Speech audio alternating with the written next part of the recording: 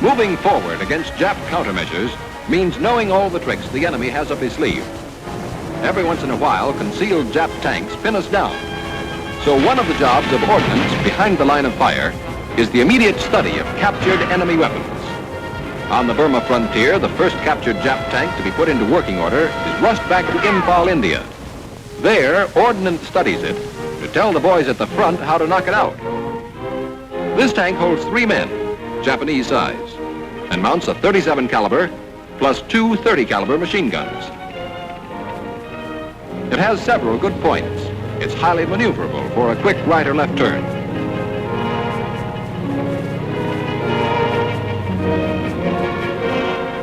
And it can get along very well over ditches, trenches, and rough terrain.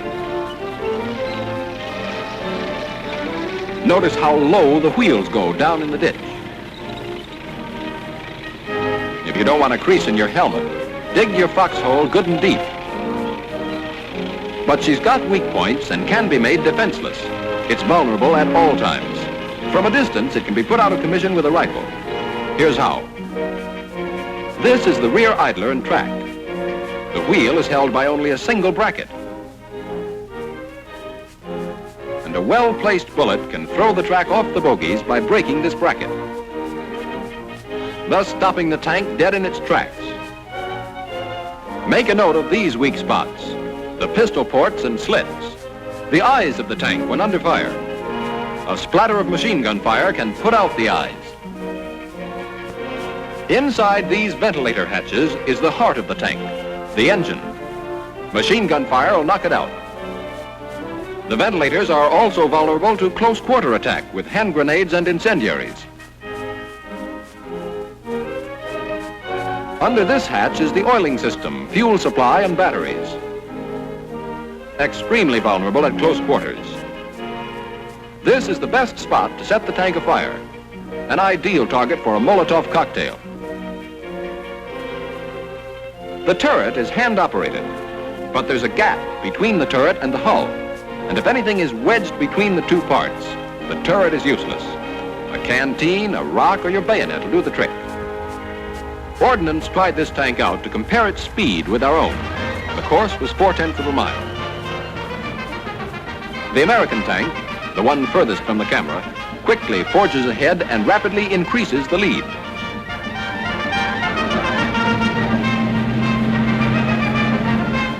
The finish line. Time for our tank, 50 seconds. Jap tank, 55 seconds. Our tank, 10% faster. A pretty good tank, but not so tough against the soldiers who have taken time to learn the weapons of the enemy.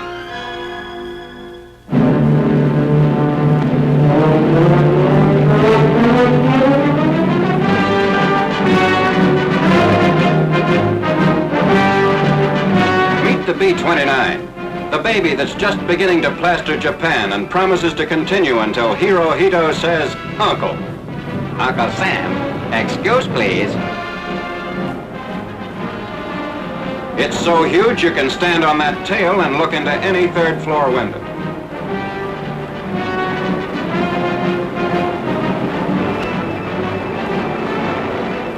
The brains and heart of the plane are in here, and that's secret.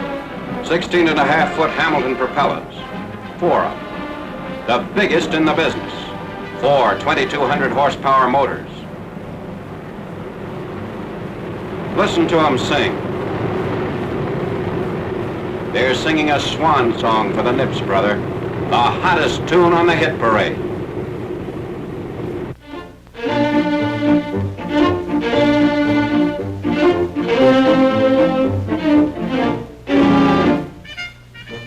These boys had wire for cable. What they needed was a cable binder, and the binder was what they were just fresh out of. It was sure one of those times when you can't go by the numbers. So they said to hell with the numbers and made one anyhow. Out of what? Tubing from a discarded RL-31 reel, the kind you pay out wire with. They bent the ring gear to engage the pinion gear, all of which drives the pipe, thus making the 2 reels rotate around the group of wires. How'd they get gears a million miles from nowhere? They cut them to diameter with cold chisel and hacksaw, and from the ends of beaten up reels. gear teeth? They cut those too, with file and saw. See this gadget? It's known as a payout reel. This first reel being put on is a DR8. It's filled with field wire W110B and is fitted on as snugly as possible. That's so when the DR8 turns, it'll make the ring gear turn, thus turning the pinion gear. This second DR8's just for counterbalance. It hasn't anything to do with lashing the field wires or laying the cable. When they got this far, all they had to do was bind the cable wires to the strands of field wire.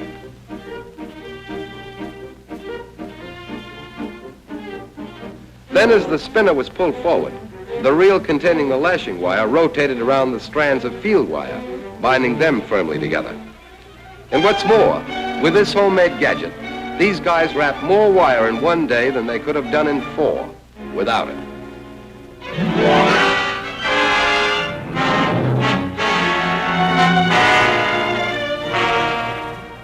The murderous firepower of the bazooka is already a legend. But in Nettunia, Italy, thinking men increased firepower by using 4 bazookas mounted and tied to a German shell case. Then they rigged the complete affair to a machine gun mount set on a jeep. The result is a small-sized artillery attack, bazooka quadruplets, 4-way murder with a purpose.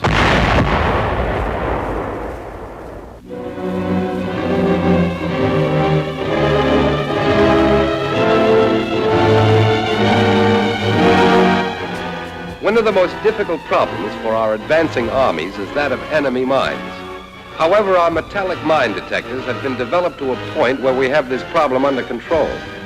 In certain cases, we no longer explode metallic mines.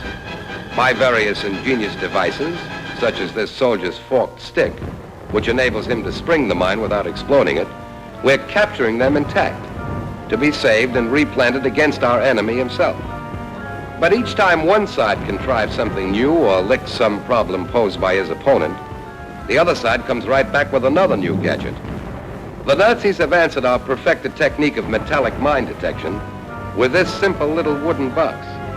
Looks harmless enough, doesn't it? But it's just as deadly as the larger metal mine. A detonator is placed through a hole in the front and the firing pin set. The lid is then partially closed but prevented from closing entirely by a small twig placed under the edge. When this twig is disturbed, the lid falls, knocking out the pin. This is sure one little package that should be clearly marked, handle with care. What do you do in the infantry? 1, 2, 3, 4. 1, 2, 3, 4. 5. They marched up the beaches of Guadalcanal and Bougainville, marched into North Africa. They marched right into Sicily. Hey, wait a minute, hold it. Why, you're giving out with the idea that all we do in the infantry is march. But somewhere between hip, choo, hip, ho, well, somewhere we've become more than marchers. We're modern-day specialists. Well, you certainly helped the Nazis hightail it out of Sicily and Rome, too. But it was our Air Force that climbed up a couple of miles of clouds and cut loose with the first load of arguments to convince them that fascism doesn't pay.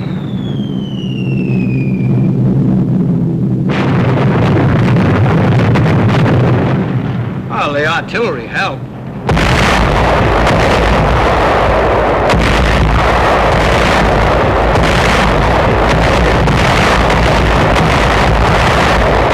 Yes, and don't forget our armored troops. They rolled right into the thick of it and did some tall convincing of their own.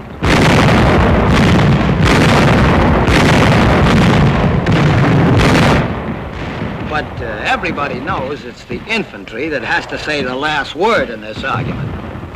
We go in and tell it personally. There's nothing in front of us but the enemy. You might say we're the men in no man's land. Good name for the infantry. The men in no man's land.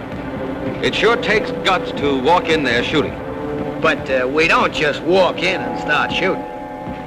Now, there's no man's land, San Pietro, Italy. The Nazis were there a long time ahead of us. Plenty long enough to dig in solid. The first move we make, they cut loose. we hug the ground and start talking. With BARs and machine guns.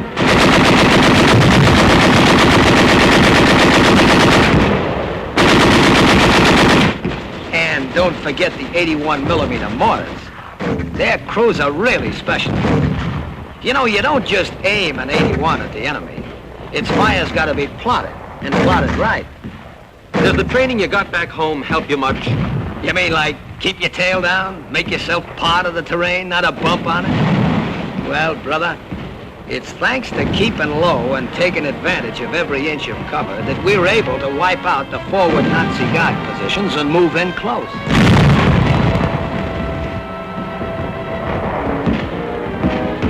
Attacking that town head-on must have meant a lot of casualties. That's why we didn't attack head-on. We went at them from the side. You mean you outflanked them? And what a flank. We had to climb straight up a mountain. And that's another place where training comes in handy. You know that when you're silhouetted against that skyline right on top of a mountain, you're a clay pigeon. You know that you gotta take advantage of the ground wherever you are. And if you get nicked, it doesn't make much difference whether it was a bullet or a rock splinter that kicked up like shrapnel. This is where you went on that patrol, isn't it? Yeah. From the military crest of that hill, the part just below the top, and the highest point that's safe on any mountain, an officer points out to us the route towards the enemy line. We've got to get some vital information or we can't move in. Men on these patrols must be experts in map reading, right? Well, they've sure got to know how to get where they want to get, and back. And they got to know what they saw and where they saw it. Don't forget, their reports have got to be written with absolute accuracy or they're not worth much. Right again. And we're always on the lookout for camouflaged gun emplacements and machine gun nests. Patrol reports the enemy's flank is weaker than the center. We move up, and taking advantage of the woods, close in. 4 out of 5 dig in to cover our advance. In that way, we move forward protected by constant fire. And we really give it to those rats. With rifles, BARs, and mortars.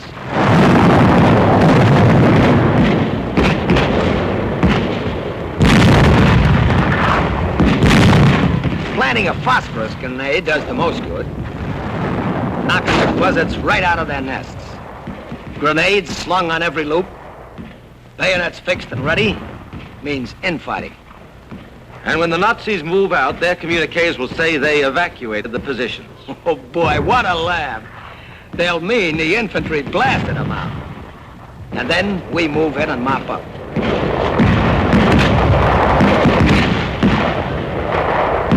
Now we capture a house and know how to use it.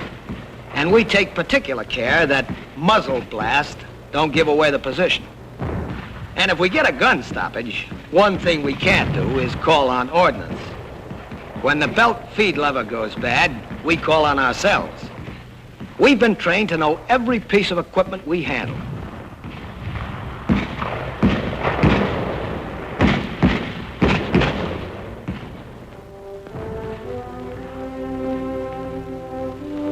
And now, this piece of land, this shattered town, is ours because the infantry moved in and took it.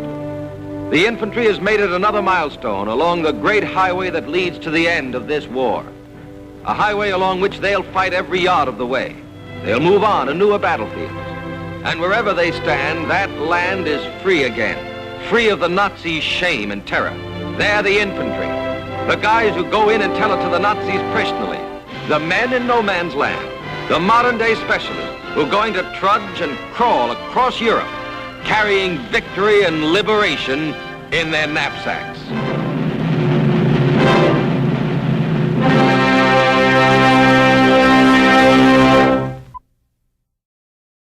Subscribe to take a trip back in time.